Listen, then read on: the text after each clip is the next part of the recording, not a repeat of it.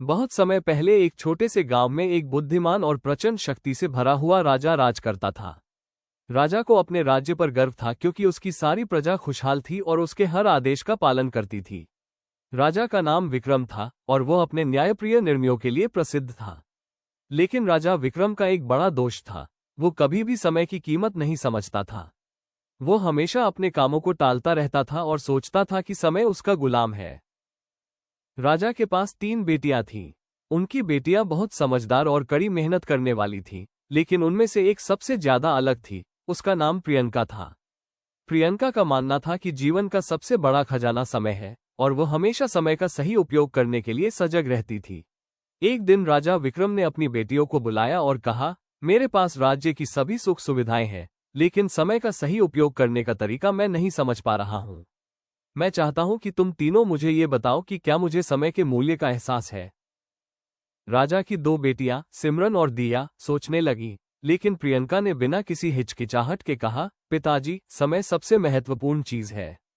अगर हम समय का सही उपयोग नहीं करते तो हम अपनी पूरी जिंदगी बर्बाद कर देते हैं। हम जितना समय खोते हैं उतना ही हमें पछताना पड़ता है। राजा विक्रम ने प्रियंका की बात सुनी, लेकिन उसने इसे हल्के में लिया। उसने प्रियंका को चुनौती दी, अगर तुम समय के मूल्य को इतनी समझदार हो तो तुम ये साबित कर दिखाओ कि समय का सही उपयोग कैसे किया जाता है। प्रियंका ने राजा के आदेश को स्वीकार किया और एक योजना बनाई।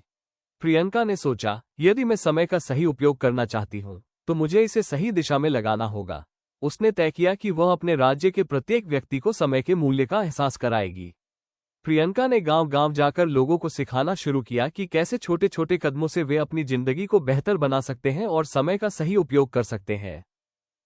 प्रियंका ने गांव के बुजुर्गों से समय के बारे में बातें की और युवाओं को प्रेरित किया कि वे अपने सपनों की ओर अग्रसर हों।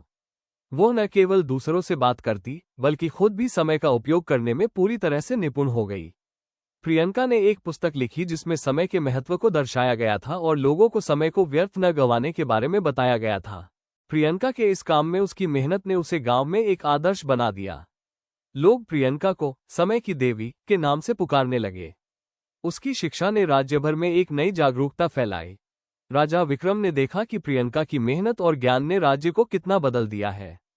अब लोग समय का सही उपयोग करने लगे थे। राज्य में कामकाजी लोग ज्यादा मेहनती और संतुष्ट थे और राज्य की समृद्धि बढ़ गई थी। राजा विक्रम ने प्रियंका से कहा, तुमने जो किया वो अद्भुत है। अब मुझे समझ में आता है कि समय का सही उपयोग न केवल हमारी जिंदगी को बल्कि पूरे राज्य को भी प्रभावित करता है। प्रियंका ने मुस्कुराते हुए कहा, पिताजी, समय केवल एक साधन नहीं, बल्कि यह हमारी जिंदगी की दिशा तय करता है। अगर हम इसे सही से लगाएं तो हम जो चाहते हैं वो पा सकते हैं। राजा विक्रम ने प्रियंका के शब्दों को दिल से अपनाया और उसने राज्य में एक कानून बनाया कि अब कोई भी व्यक्ति समय की कीमत को न समझे तो उसे शिक्षित किया जाएगा। राजा विक्रम को अब ये समझ में आ गया था कि समय ही सबसे कीमती चीज है। उसने अपनी प्रजा से वादा किया कि वो भविष्य में समय का सही उपयोग करेगा और इसे बर्बाद नहीं करेगा।